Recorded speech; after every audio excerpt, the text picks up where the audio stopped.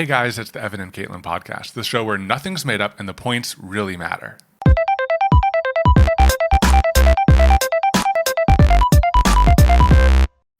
Are we keeping score today? Yes. See, but it's also like a play on the words. Oh, I know. Of the first one. Obviously. Oh. I thought it was very clever. Well, if you're clever, then you don't need to explain it. Moving on, today we're going to be covering some of our past DIY fails, kind of continuing the story from the last podcast. Yeah, we were going to get into it last time, and we didn't have time. And then we're also going to play the game called Shark Tank.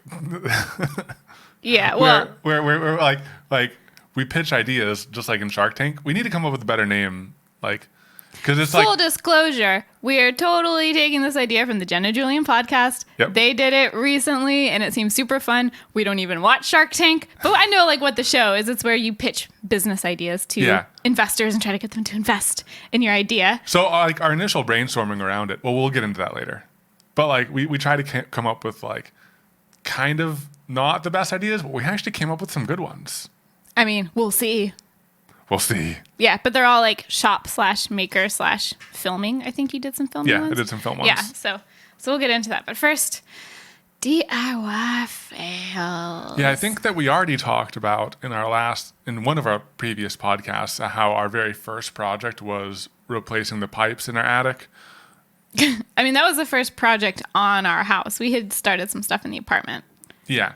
Well, here let's go back to like our very, very first like project we tackled together, and I think it kind of might be a good story it might be a good story to share because we often get some comments like, "Wow, I like your workshop and all those tools and stuff." But I think that must be nice having those tools. But I think it might be good to share that like the very first project we tackled, we only had like one or two tools. We were living in an apartment. We did most of the work on our balcony and on our living room floor. And we totally made some good stuff. And the balcony was like 3 feet by 5 feet. It was very small. She's not really exaggerating. I'm not really exaggerating. I'm trying to really small. Actually, it might be 4 foot by like 6? 7 foot. It's definitely not bigger than our shed. Yeah, it was pretty small. It was a small apartment balcony. So I think the very first project that we tackled was, let's get into the backstory of that just a tiny bit. We were at like a wedding show because we were thinking about getting married. Oh no, we were at a wedding show for one of our friends. Yes, we were not engaged. We had kind of talked about getting married, but we hadn't told anyone yet that we knew we were going to get married. Yeah. And one of my best friends was engaged. And so she was like, come to this wedding expo. And so we came with her and a couple other friends. And we saw these big light up marquee letters. And this was like in 2013 or something. So they were just kind of like coming into trend. Oh, it was when like everyone was just starting to see marquee letters pop up, and we were like, "Oh my god!" Well, I saw Caitlin's eyes literally light up. She was like, "I want that. I want that." And they were so cool, and they were like 2 feet tall, and they were really big. But the people who had those marquee letters, they rented them for hundreds of dollars. Yeah, just to rent them. Like hundreds of dollars. And so for the entire rest of the expo, we were just brainstorming how we could make them. And we had never made anything together before. I had done some very small projects for my apartment before we moved in together. And you had made stuff in general, but we hadn't made something together. Yeah, and made stuff in general. I'd always wanted to be like kind of an inventor or something like that, and I had done like giant engineering projects, but I actually hadn't done too many handy things. Mm-hmm. Not so too what kind much. of engineering? Didn't you do like a catapult or something? You mean in college? Yeah. Engineering projects? Yeah, like I did some engineering projects, but like a catapult, right? I made a catapult and a bridge and some other things. There was once where me and a couple friends were like jogging on the track. Mm-hmm. During the phase where I was trying to be healthy. Didn't last too long. We were jogging, and we got water balloons launched at us. And it was in the middle of the night because, we thought it'd be a good idea to jog it in the middle of the night. And it was probably just some engineers testing their designs. Some engineers. And I was like, We never found them. We got like 2 or 3 launched. They didn't hit us. They just like hit somewhere in the field. So they must have been pretty far away. And I was like, It's the engineers. And then you had a t-shirt. I was a business major and you had a t-shirt that was, what did it say? Oh, no, we don't need to bring that up. Yeah. It said something like, it was something encouraging about engineers and disparaging about business Yes. people. And when we got balloons launched at us, it just like furthered the drama. Not really. There wasn't really drama. I just thought it was funny. But I think that it like was one of the first times where I had like gotten the tools and just made something just for myself or ourselves. Oh, for the letters. For the letters, yeah. Yeah. I don't know why I had that much confidence, but pretty I don't handy. know. Pinterest was also very new and fresh at the time, and there's a lot of like, it was kind of the DIY movement starting, which, And most of it was starting to save money. Yeah, most of it was starting to save money. I mean, DIY and Pinterest got really popular like around the same time as the recession that happened around our graduation. Yep. And so there's a lot of people trying to save money, and I think that's when DIY blogs and DIY projects and Pinterest DIYs all got super popular. But anyways, I think that we haven't. Oh yeah, so we said that we made the marquee letter. So yeah, I came up with like a design. We bought the wood. I think all we had was a jigsaw, some rulers, Sharpies, and a drill. Yeah. And we just made it work. Yeah, we got like a plastic sawhorse. Yeah, and at that time, were we doing the blog right then? Not when we started them. Not We when didn't we start the started. blog Oh. until we got the house. Oh yeah, Our first post was about buying the house. yeah. And we did those letters over a period of like a year and a half. So any of you guys starting out, if it's taking a long time, that's normal. Yeah. Totally normal. But yeah. And that was like a pretty ambitious build, I would say, for our first build. 2 foot tall letters, wood and metal with lights and Yeah. We hammered in by hand hundreds of nails around the perimeter to hammer in the metal flashing into the wood. Yeah, second if you guys- time around, we used the nail gun. And if you guys aren't picturing what we're talking about with these marquee letters, we have a video on them, so we'll link it if you want to see what they look like, because we remade them for the channel because it's still like one of our favorite projects. Yeah, and for when we had our blog, Yeah. Yeah, we were bloggers for a little bit. Not really. We just did it like as a hobby. that was the post that blew up the most. It got thousands of pins and it got some traction. It's still like going on Pinterest. Yeah, we Still were. going. If we you were search like, marquee letters on Pinterest, it's ours. and I think for a while there, if you search marquee letters DIY on Google, we were We were like one. number one or number two. Yeah. Yes. I think we were like number two, right behind a HGTV post, and it was like, So I think that was like the first thing that we tackled before we moved into our house, right? I don't Yeah. think that there's really anything else we did in our apartment. yeah. I mean, I in my apartment did this thing that I saw on Pinterest where you like attach 4 little pieces of like 1x dowels into a frame, and then you stretch fabric over them, and then you hang them on your wall. So it's just like squares of fabric. I don't know why that was. I had them up for like a couple of weeks, and I was like, these look terrible. And then I took them down. I was like, why didn't I just paint something? That would have been so much easier and look so much better. I don't know why. Just like buy a canvas and paint something. Yeah, it would have been easier, cheaper, better looking. Oh, Evan's turning down my volume. I guess I'm getting a little enthusiastic, a little passionate about those fabric squares that I made. They were pretty bad. I didn't even know about that. They were on my old blog Oh, your old blog. that I started before we started our blog. It's still out there somewhere. Somewhere. Yeah, that's all I'm going to say about that.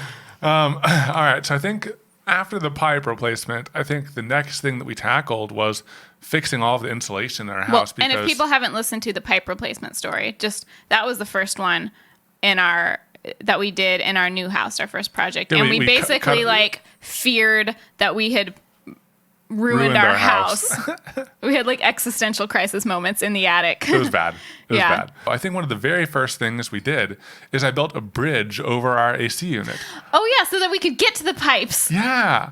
Yeah, I think that was one of the was the very first. first ones. I made it Yeah. like with latches and hinges and stuff so you could like take it apart and put it off. Well, you 'cause, had like, to crawl over this giant air duct, like big square air duct. It wasn't just something you could step over. You had to sit on it and climb over. yeah, and since we had people that might be going into our attic that might not be as careful as us, it's like we don't want someone just sitting on our air ducts. Well, because it was already beat crushing up them. because you Yeah. could see that people had just like sat on it before. Yeah. So It's it was like already thin, dented. it's thin metal. like- There's no like structural support Yeah. in there. It's not meant to take weight. Yeah. So we went to the store and we were like, okay, this is just in the attic. What's the cheapest wood we can get? It's like that bright pink bright wood. pink 2x4s. Yeah, those Those are the cheapest. thing. So we have A bright pink bridge in our attic. That was totally the first. Yeah, that was the first. Oh man, yeah, and we had to make also some like little walkways for ourselves too because Yep. we didn't have any walkways in our attic. Yeah. Most of our projects when we first bought the house were in the attic, In the attic. And I think and it was summer. It was summer. And I think the next thing that we tackled, because like our house is kind of old and it has gotten a lot of work done on it, and I feel like the work wasn't done with the utmost care. Yeah. There was like batting ripped down, like there were bare Left in walls, piles. there were piles of wires, piles of like trash. It was just All in the bad, attic, yeah. so bad. And the recessed lights that had been installed in our house weren't insulation contact rated. Yeah, So we couldn't just like blow insulation up there. The soffits weren't right. We had to install soffits. We had to install like all of that. We had to build little shrouds around our ceiling lights. What are those? our recess lights. Yeah, I just you say said recess the lights. words. But then I forgot them a few seconds later. So we did all that. And we blew insulation, and it worked. You know, we did it. Yeah, but that was like one of the most daunting things. Yeah. Blowing our own insulation. Not that blowing part, although that was like pretty physically intensive for you because you're There's the one all up the there. prep. It's all the prep. I remember like we had to get these. There's all these things you have to do so that the insulation doesn't go where you don't want it to go. And having insulation in Texas is really important. So this is a high priority project for us to do first. But there's all these things that you have to do to keep it in place. So we did have to build these little boxes around each of our recessed lights because they weren't rated for insulation contact. We had to put these little vents in our soffits. And to do that, it's like, you look it up on this old house. Goodness, we wore helmets. You look it up on this old house and it just looks like, oh, you just pop them in and it's so easy. And then you do it yourself and you're like, whoa, there's about 5 inches for my head to be right there. And there's nails coming through the ceiling. So we wore like hard hats. I'm so And glad belly crawled. We I'm belly so crawled. glad we wore hard hats because I hit my head on those nails. Oh, me too. Multiple times. Multiple times. It was intense. It was so intense. Like, so many. I was freelancing at the time too, so there was a lot of times where you were at work and I was just Yeah. up there by myself, Ugh. like in the attic, literally belly crawling with a headlamp and like a hard hat and my boots. And I had to be in long sleeves and long pants because there's so much itchy Oh insulation. man, I in wish there. we had been making YouTube videos I back know. then. We have a couple like little clips and we have photos because we documented all of it actually on the yeah. blog. So we have a ton of photos. But it was just like such an intense introduction to homeowner DIY. And it was also like we did all this work and then you can't see any of it. Yeah. It's all hidden in the There's no real payoff except for your electricity bill. Yeah, and even that, like we did it the first summer, so we don't really have a before and after. We're just Yeah. guessing. Yeah, but wow. Yeah. Lots of fails. Oh, but and like the that usual. wasn't a fail. That wasn't a fail. Lots of struggles. Sorry, not Struggle. fails. Lots of struggles. And there's always like the usual like first homeowner things like clearing a clogged toilet. It was not us that clogged it. I was- will say that one of the whenever you people bring who- up that story, you make it sound like we did terrible things to our toilet. It was not us. It was one of it was a company that we hired to help lay our floors, right? It was one of the flooring Yeah. people. Yeah. And it was right before we left on vacation too. Yeah. So we come back from vacation. Where did we bring up this story in the past? On a we brought up, podcast. oh, okay. Okay, we don't want to bring it up too much. No. We didn't. Or we didn't tell the story. We didn't tell the story. You just said poopy water, and I was like, you gotta explain if you're just gonna say the words poopy water. Okay. Let me get into the mental state to tell the story. So it's traumatizing. Okay. Everyone who is like freaked out by like potty talk, skip forward Should I tell it? 3 minutes. Should I tell it or should I not tell it? It was a traumatic experience for traumatic. Caitlin. traumatic. Carrying poopy water. Well, you can't just say that. You gotta tell the story. You can't just say things like that out of context. That's so funny though. So And like I'm at work, and Katelyn's just like freaking out. Back up. So we had some work done on our house. Unbeknownst to us, one of the people here had used the restroom. And The guest restroom. the guest restroom. And shortly after they left, we hadn't fully unpacked yet. So we had a bunch of stuff shoved all over the house into the rooms that weren't getting the floors done. And one of those rooms was the guest bathroom. And literally the day after they left, we went on vacation. We'd already had it planned. It was just kind of poor timing and we were rushing. And so we weren't using that bathroom because we had a bunch of stuff in that. So we were just using the other one. So we came back after a week. And I go to open that bathroom and I notice the door is locked, which is really weird. So I finagle it, I get it open, and then I realize what has been done in there. And it was in there for the entire week. And like, it was one of those things where, like, you know, you try to flush it and it just keeps going up. And then you're in a panic trying to like turn the key to turn the water off and you're freaking out. And I don't know if I want to tell the next part. It was a traumatic experience for Katelyn. Because, like, what do you do with it? It was so high. The water was so high. You couldn't, like, put a plunger in there. Because it would have displaced it. She had to lower the water level, guys. I had to put on... No, we'll leave it at that. She had to lower the water level. I had to put on gloves. And I had to get a solo cup, okay? And I had to transfer things. Okay, let's move on.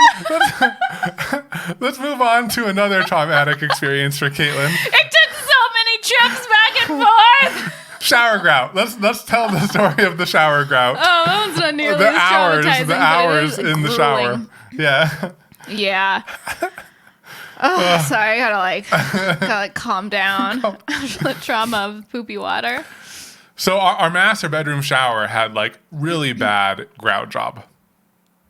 Yeah. Right? Yeah. Are you telling You us? can tell the story. Okay. You can tell the story. Yeah, it just had like there was some mildew in the grout and it was like cracked a lot.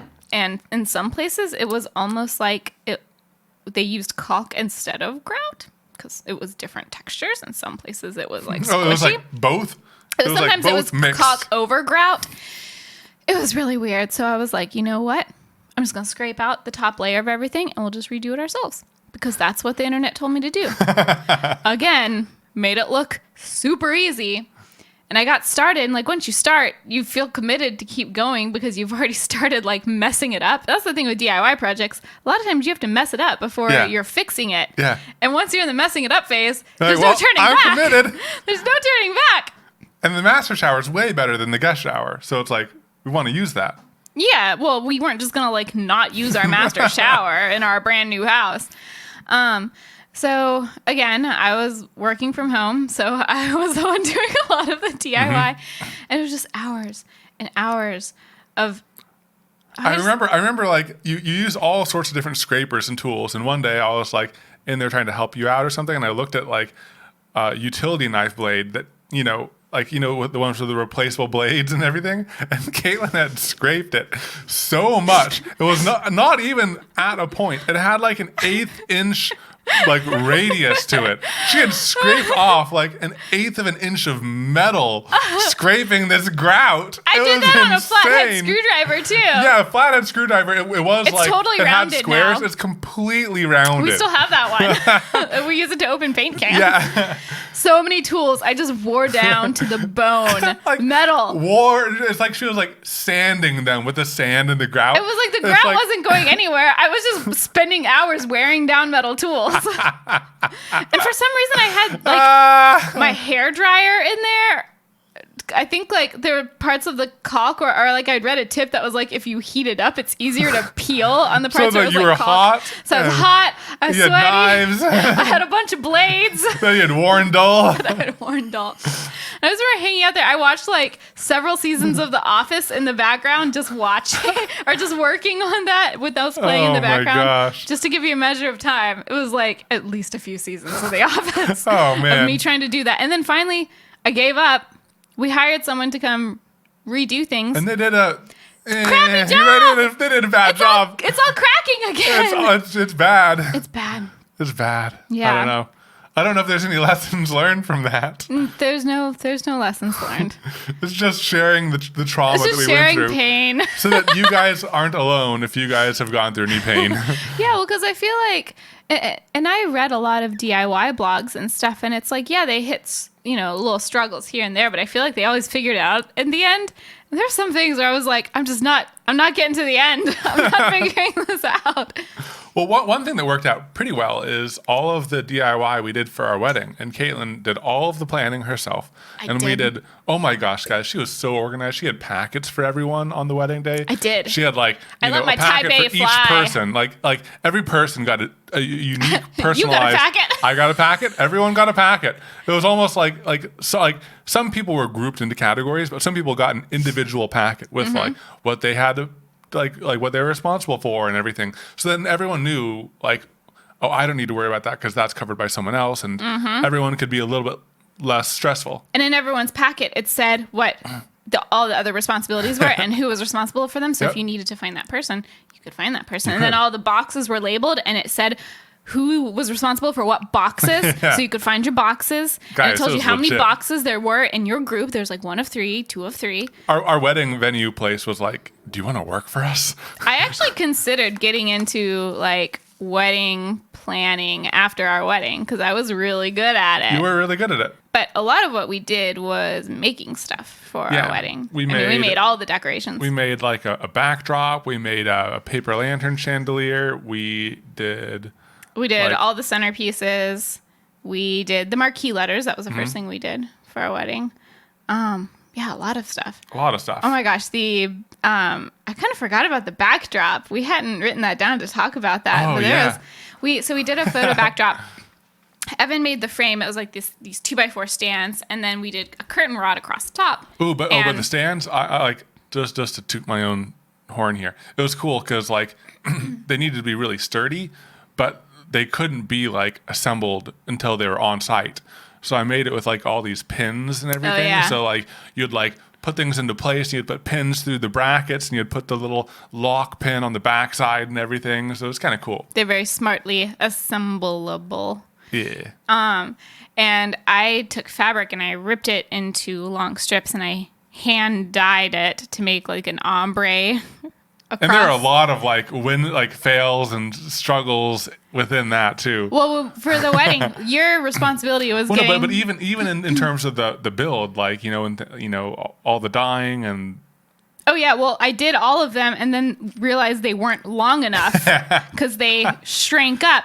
So then I had to do extensions on all of them. So there's like safety. And then you had to do color matching. There's all safety pin to the back end. I had to color match and all this stuff. But yeah, I forgot about that. I blocked that out. But then the day of, it was incredibly windy, and we had all of these tassels, and that was going to be behind us. Mm-hmm. So I think I had to make the call to use that as like a photo backdrop instead of the wedding backdrop. Yeah. Because it was like super windy and everything. So it's like Katelyn did all of the like prep work and everything was good. And on the wedding day, she was like, all right, everything's handled. But then, I had to kind of coordinate the setup of everything, and Katelyn had done a wonderful job, but things went wrong. Things were going wrong. It's like the backdrop was getting all blown all over the place, and thankfully we had white duct tape. So like I was white duct taping like everything down. All the strips down? All the strips down and all of that. And then like all of the like table settings were getting blown everywhere, and everyone was scrambling with that. And there was like the wind was crazy. Yeah, the wind was crazy. Well, and one of the all scrambling, all like I brought like video games, and I thought it'd be like playing video games and stuff, and I was just like scrambling. And then like at some point, my groomsmen were like, "Evan, you got to go get changed," because like I was just in like casual like shorts and like a shirt. And this was like 40 minutes before the ceremony was going to start or something. Or no, before the first look. The first look. So I had to like hop in a car, race to like your parents' hotel room because it was closer, like change, like shower, get ready, run. But the funny thing is, like the groom's suite where you hang out had a shower. I didn't know that. I didn't know. I was in panic mode. You drove all the way to the hotel to quickly shower and get changed, and it was right there. It was right there. Yeah. Oh well. Oh man. Oh, but another thing that the wind messed up was another one of our DIY projects. Yeah. So we made this super cool. Again, this was super Pinteresty, popular at the time, but this paper lantern chandelier. And we made it out of like PEX piping. Yeah, well, we had leftover PEX piping after replacing some of the piping in our attic. But guys, PEX piping is not sturdy, so we had to like reinforce it with like dowels, and it was like kind of janky, but we made it work. We got it there. It was essentially we made a hoop. I feel like we need to describe things because this is not a visual element. Right. We made a big circle that was maybe 5 or 6 feet in diameter. Yeah. And then we made spokes like out of dowels for that circle to keep it rigid because the PEX piping was like flexible, and we couldn't find a hula hoop big enough. That was the original plan. Yeah. But imagine something that looks like a hula hoop with a bunch of spokes, and then we, from the PEX, hung fishing line with little hooks in it, and we hung paper lanterns of different sizes and colors and heights. So it made this really cool chandelier, essentially.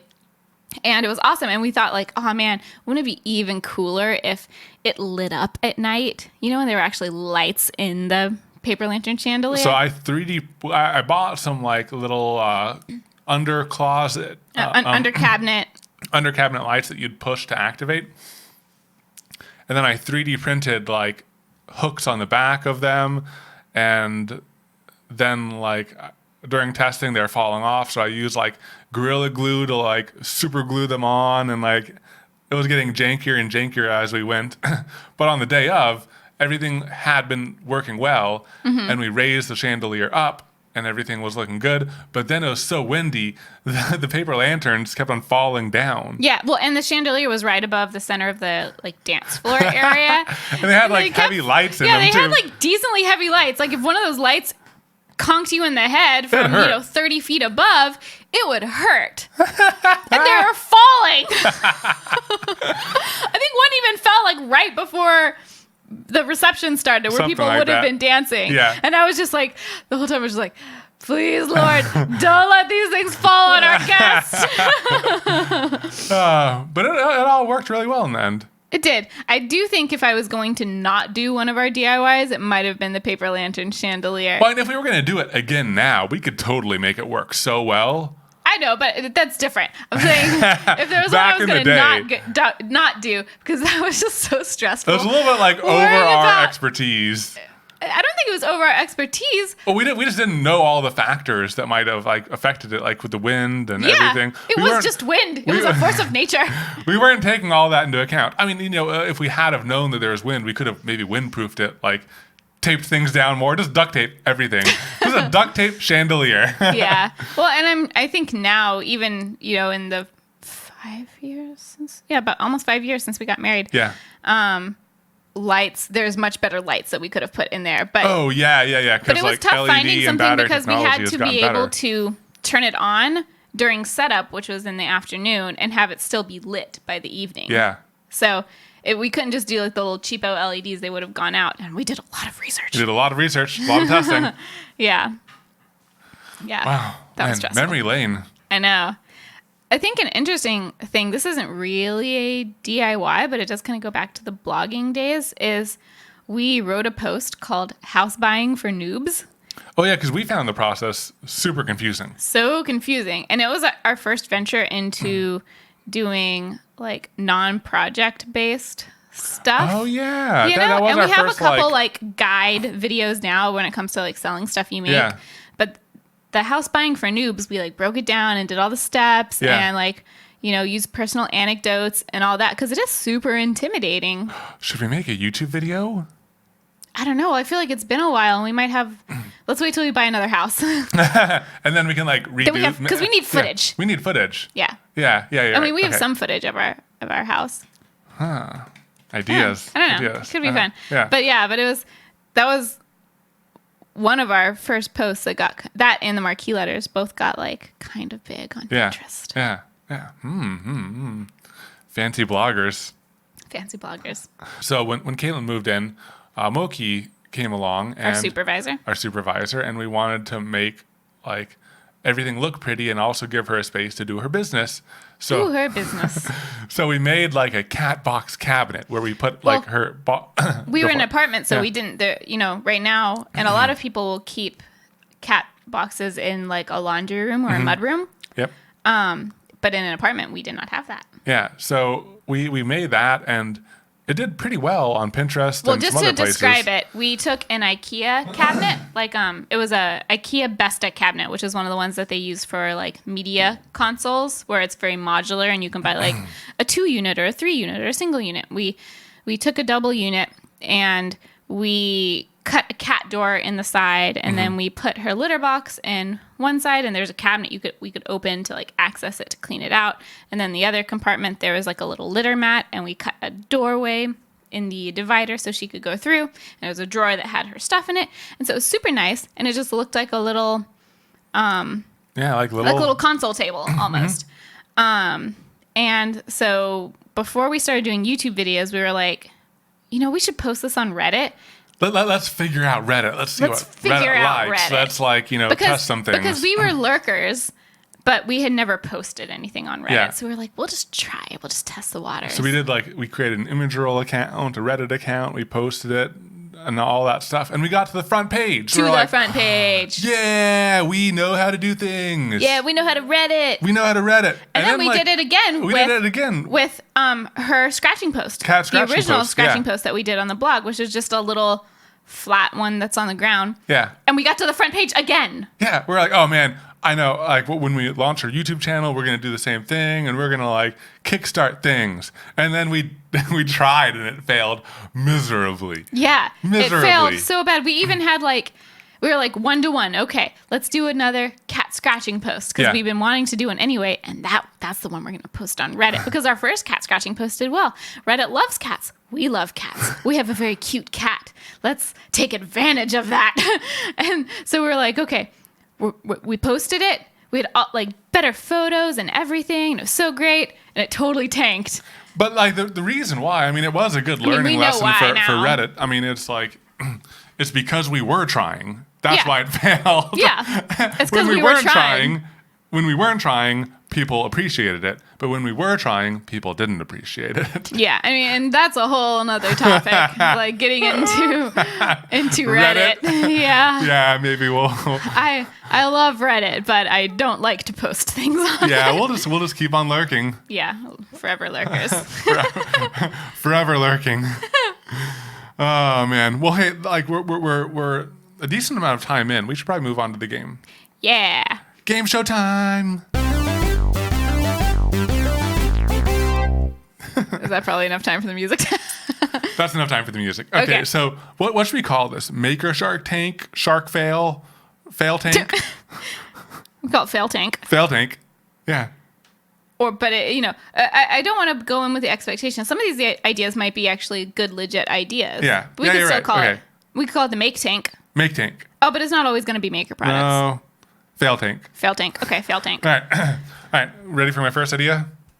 Yeah. Okay. So let's explain the rules because some people might not know. They might not be familiar with the show. There are no rules. Well, no. They might not be familiar with the show Shark Tank. I'm not.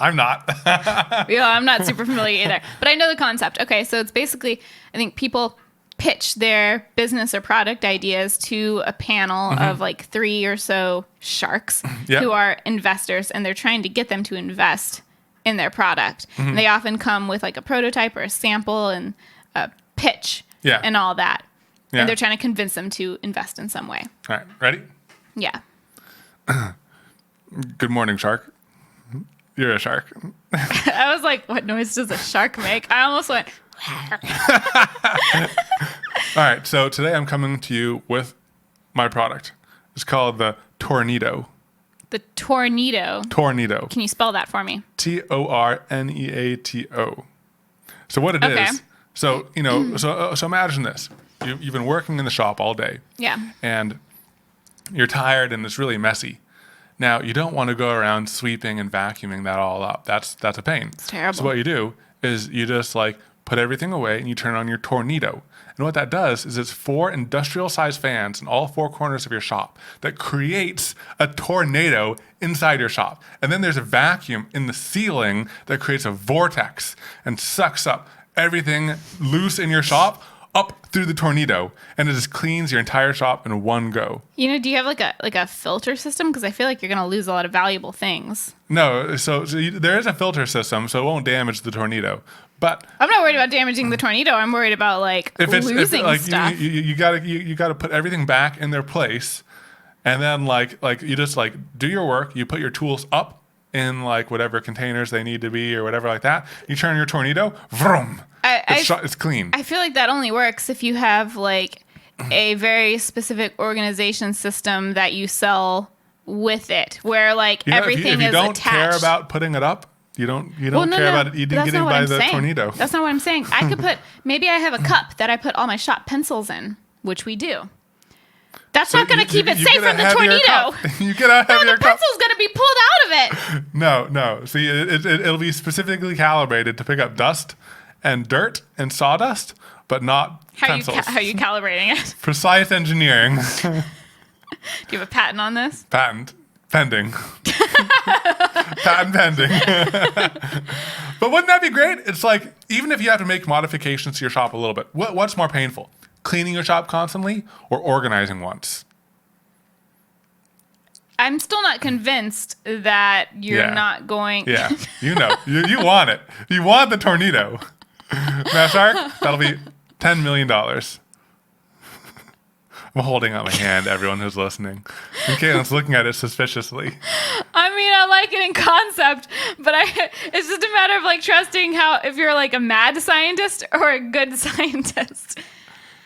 Okay, I like the way you look. Okay, I'm judging this purely based on looks. Yes, and tornado. I find you to be very attractive. Oh, thank you. But that would be kind of nice, right? Would be kind of nice, but you're gonna have to have everything so secure. Because I don't fully believe in your calibration. Your calibration seems a little suspicious to me, but I see the future business opportunity to turn it into a full system, a full shop system. Full system, yeah. Where so it's tied to it, everything else is vacuum.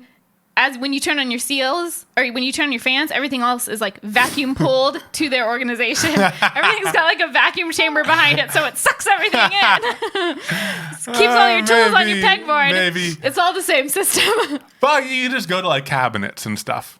You just keep all of your stuff in cabinets. No more pegboards. No more pegboards. You can have pegboards in your cabinets. Oh, that's actually not a bad idea. Right? Oh, we sell a line of cabinets. Sell a line of cabinets to go with the tornado. The cabnetos.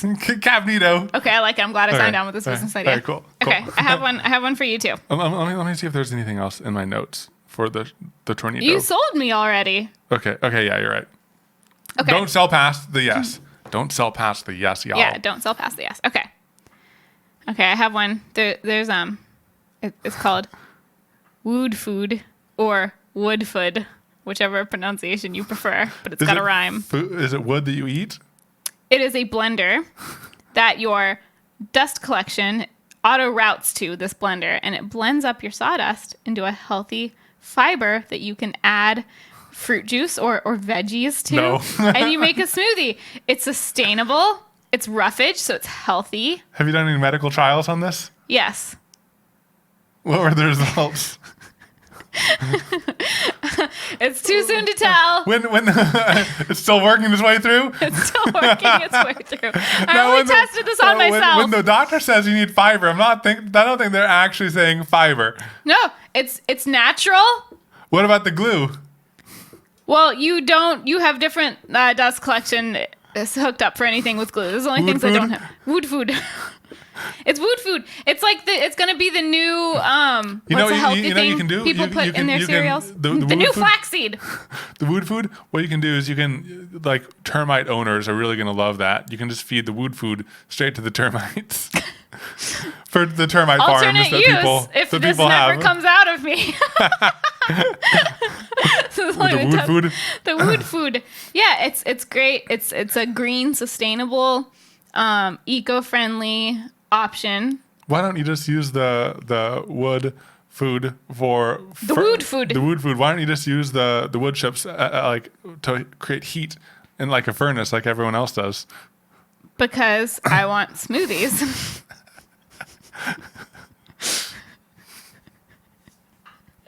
I'm sorry. I'm gonna have to pass. Think of something more convincing. Think of something more convincing. Okay. The name's good. Okay.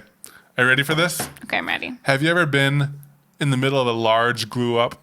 Mm-hmm. And you're just struggling with your glue bottle and think there has to be a better way? Maybe. Let me introduce to you the super gluer.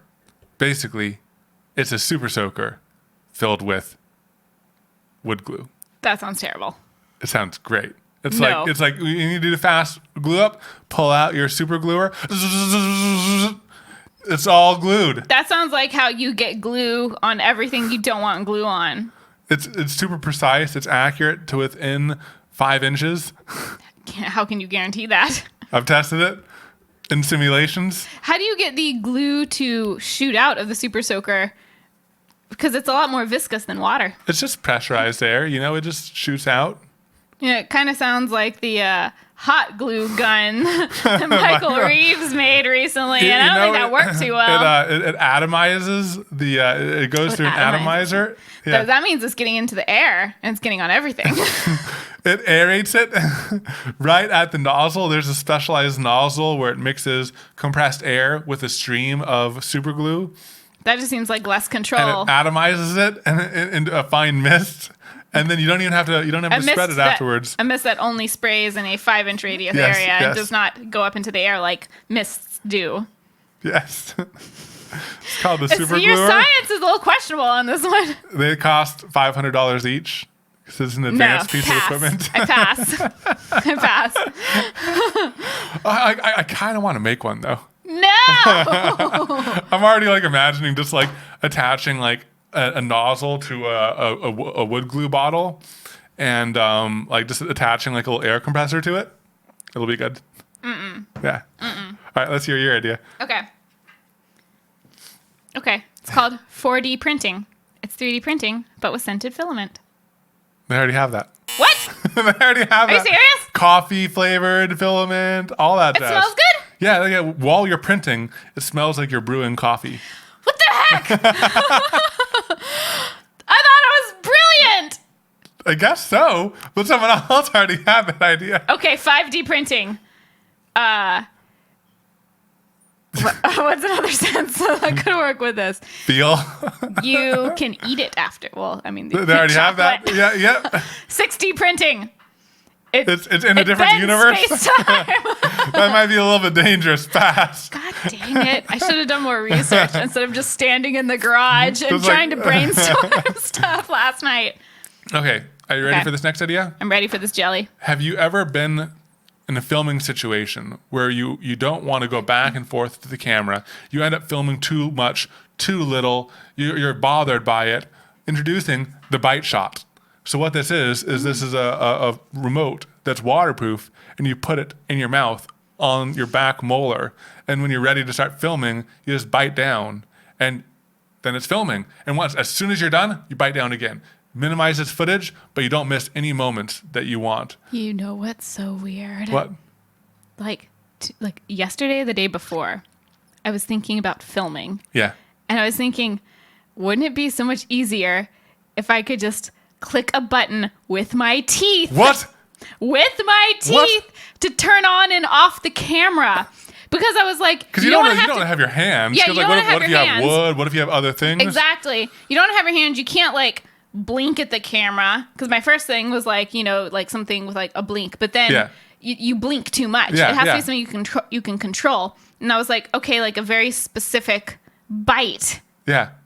Right? That's so weird. I was literally just thinking about that. For this exact purpose. What? For the fail tape? No. This was before we decided to do fail tape. What? I was just thinking about ideas. Dun, dun, dun, dun, dun, dun. Is that what's the Yeah, that was, it took me. It's the X-Files?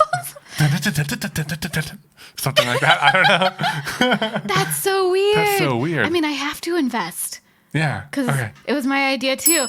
So I've invested in 2 out of your 3, and you've invested in 0 out of my 2. Okay. Let me one pitch of mine was already. Okay. I have to jump into a companion idea.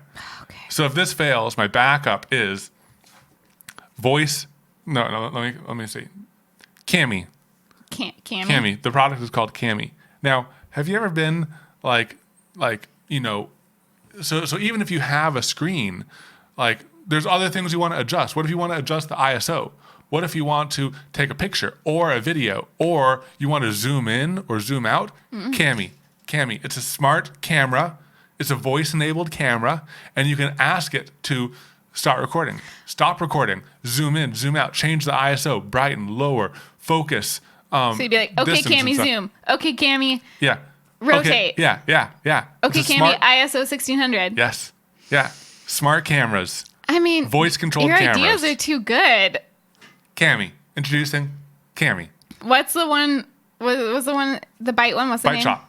Bite So Shot. Bite Shot is like if you have an older accessory camera. Yeah, if you have an older camera and you can't afford Cami, Bite Shot. But if you're like new to the game and you want to like upgrade, Cami. It's like a group. It's like a family of products. Bite Shot and Cami, guys. We got to patent. We got to patent these. Gotta patent these. But like, wouldn't that be great? That'd be so great. Your idea is way too practical. That's a great idea. And like the technology is there. The technology is You know, it's like you can control your camera over Bluetooth and remote. Already, it's yeah. like it's all There's already- controlled via software. Voice control is already a voice thing. recognition is already there. It's like the software exists 100%. It makes it because I often think like, man, this would be so much more like doing YouTube videos would be so much more difficult when we're by ourselves. Thank Yeah. goodness we have two people, but still, even with two people, But not with Cami. Cami is there for you. I like how you're still selling it. Do I have to shake again? It's like a shake of defeat. It's so good. Okay, let me pull up another crappy idea. See what I got. Okay. Oh no, this one's good. Okay, go. All right. You know, there's a lot of things. What's one of the most hated things in the shop? Like hated tasks. Sanding. Sanding. Yeah. Exactly. And it's such a pain, you know, you have to have all these different sanding tools to get different shapes and this and that. And often one of the biggest challenges is getting into little areas, you know, little corners or like organic shapes. Yeah. Introducing sand hands. It's gloves with like a Velcro backing. Are you going to tell me this exists? No, but it is funny. It's funny. Okay. Sand hands.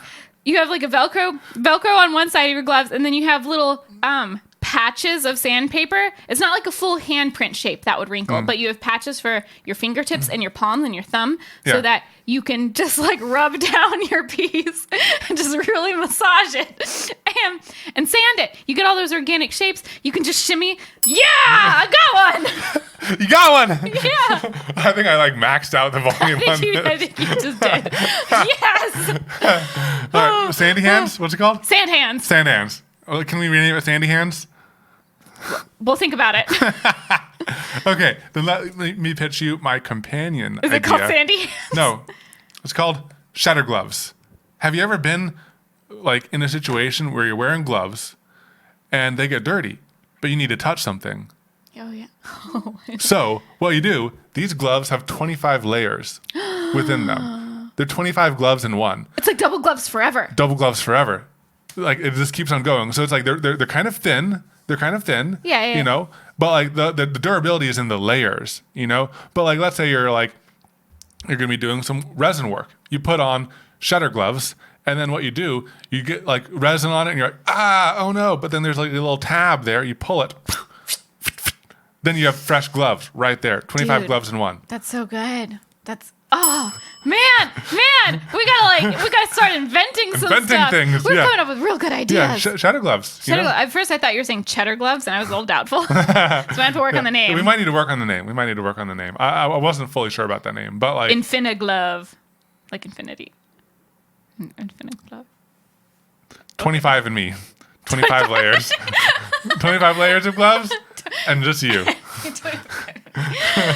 Oh man, that's pretty good though. I see the where the inspiration came. If you haven't watched some of our resin videos, you may not know this, but Evan is a big proponent of double glove. Of double glove, and he always tells me I should double glove, and I never do, and then I regret it. Yeah. Cheddar glove. Cheddar glove. Maybe we just need to call it the cheddar glove. Okay. Steel flops. Are those flip flops made with steel toes on them? Yes, this is for you. Okay, so I knew that would be a good win. Okay, so you have 2 points. I have 4. I was pandering to my audience. 2 versus 4. The points matter. Well, really only have two. Okay. Okay. 1, 2, 3, 4. Yeah. All right. Okay. All right. So this shark. Hi. No, sorry. I'm just. You're just introducing yourself. Introducing okay. myself. Yeah, Hello. we're not making a deal right No. now. Even Hold though on, I'm hold shaking on. your hand. Okay, hello. So have you ever been like in a situation where your hands are full, but you need to turn on your vacuum, Yes. your shop collection, your dust all the collection? time. It's called. Let me introduce you to vacuum. With you, capitalized, VACYOUM. Okay, It's vacuum. like vacuum. It's you. It's you focused, you controlled. Okay. It's a voice controlled vacuum system. So that like when you go and make your first cut and your hands are full and you're like, oh no, I forgot the dust collection. You say like, vacuum, turn on. What if it can't hear you because it's so loud? It's specifically toned to human voices and it ignores everything else. I mean, you pick too many practical ideas. That's actually like super brilliant. Because like so many times we were like, dang it, dust collection, but that's like far away, and it's like we have every like camera set up and everything. Yeah. And it, like you might need to turn it off manually, but you can turn it on with your voice. I mean, I think it's only practical if you can turn it off also. I mean, that would just No, double. okay, I know. So that you can turn it on with like vacuum turn on, but like turn it off, you can go really loud, and like you can like program a certain off noise. Something that was different enough from Something the that's vacuum different, sound. different like a high enough. pitch. Like you need a high pitch. Yeah. Or something A high like that. pitched loud noise. Yeah. I could caca in the shop. Yeah. Or just go ree. I feel like that would blend in. Yeah, you're right. There's some noise, and it's like you can train it. You can train it. I mean, yeah, I have to take that investment. It's genius. Vacuum. Well, I've been saving my worst for last. Okay. Actually, no. I have one that I think is good. Okay, this one I think is good. Okay. And it's related. All right, tell me. Okay. You know how hose adapters are so freaking annoying? Yes. Because nothing matches up with anything else. Yes.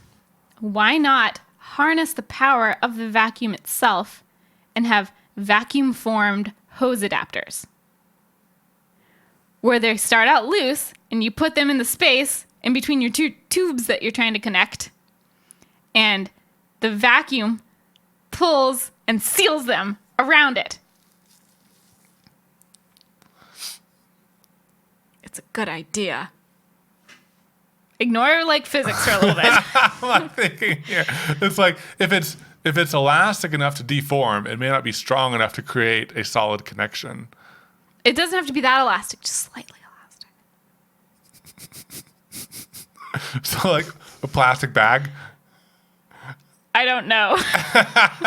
What I have a material team are of you gonna engineers. use? I have a team of engineers. They don't fill me in. I'm just the pitch person. A team of engineers. How so? Do you lose any suction force? No. No. Once it seals, it's sealed. You don't have any leaks. And then when you turn off the vacuum, does the coupling disconnect? Yeah. So you gotta leave it on. Actually, it doesn't really work with vacuum very well because actually no. There's once it suctions on, then you can twist a little knob on the side of it that locks it. Is it nanotechnology? It's nanotechnology. So like there's nanobots that like Yeah. can like detect on-off states. Yeah. Yeah. You sold nano.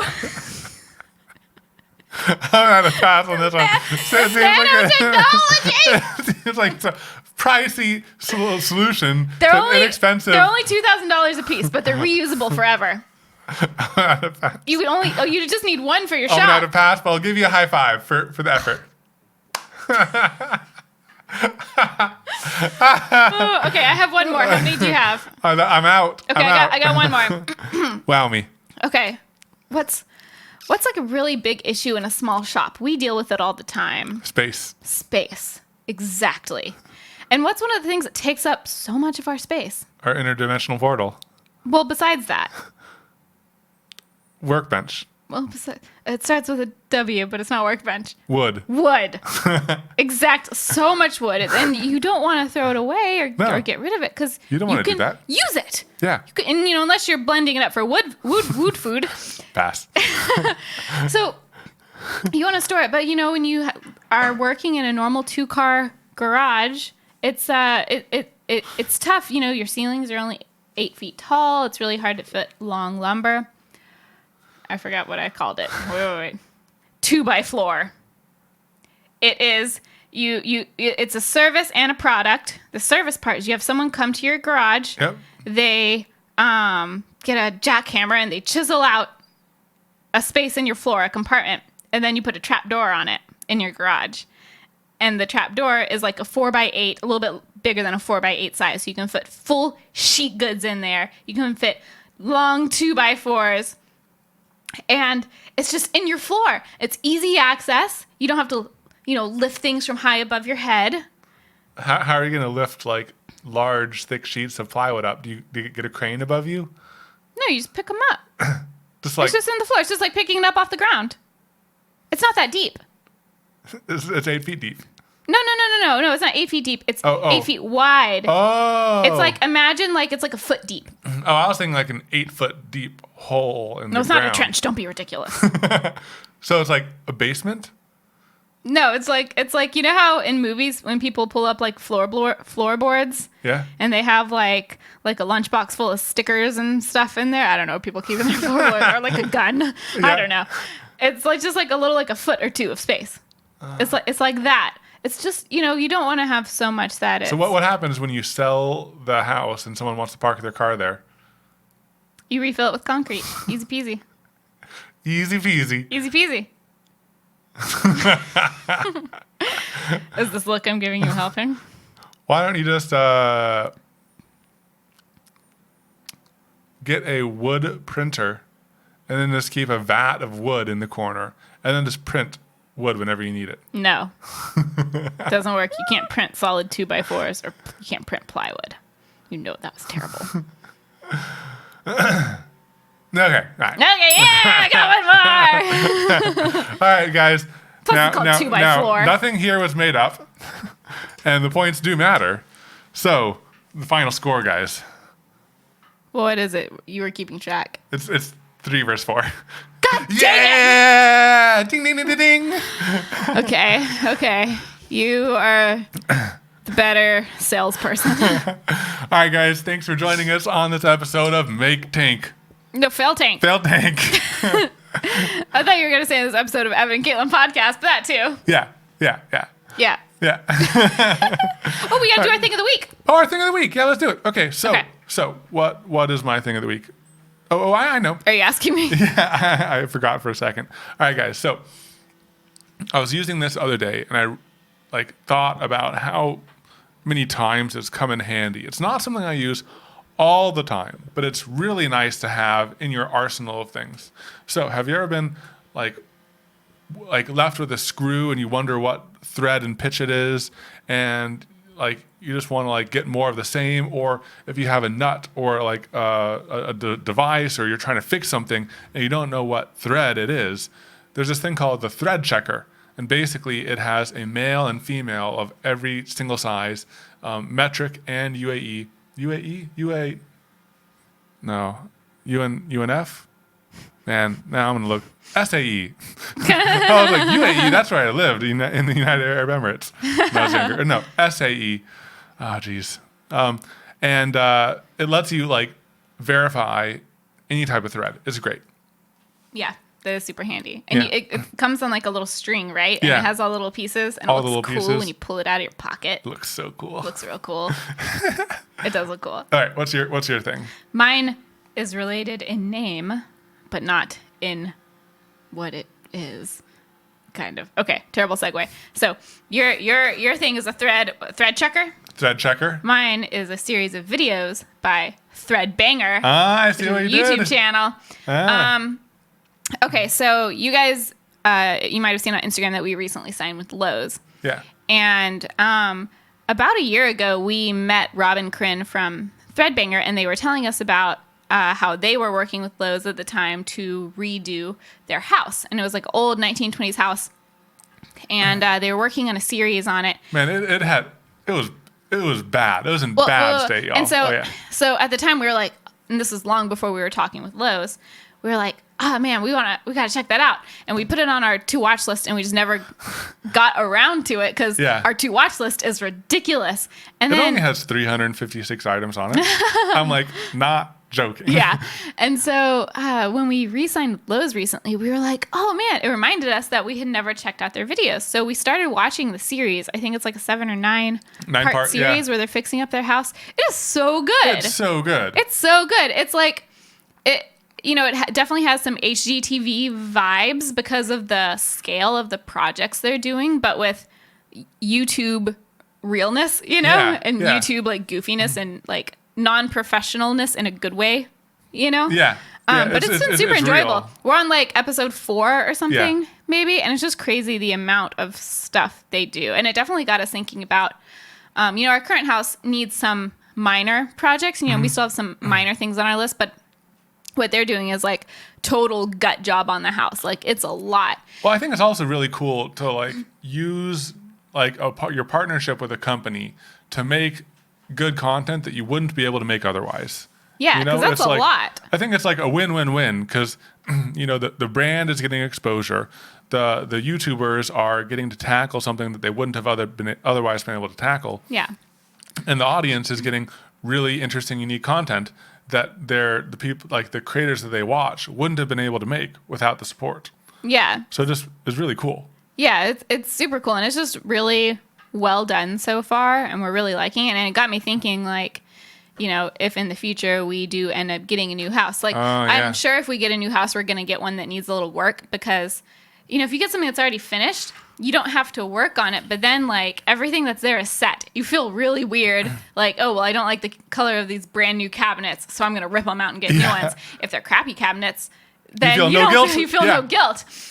So, like, I think, at least me personally, I prefer something that needs a little work because then that allows you to customize it the way you want it without feeling guilty about, like, tearing out brand new, perfectly fine stuff.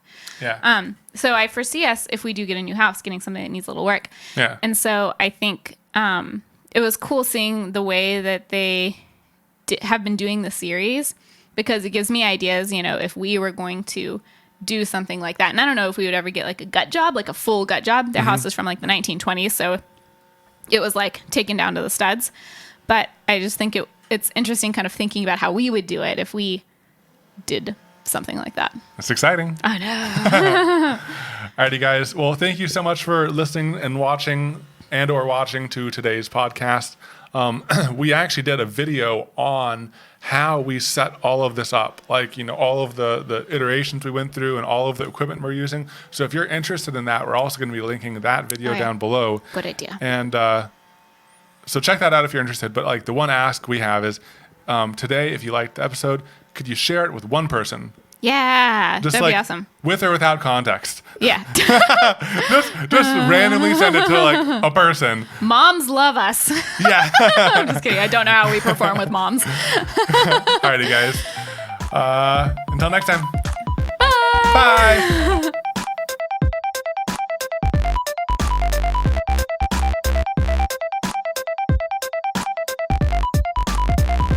Want some coffee?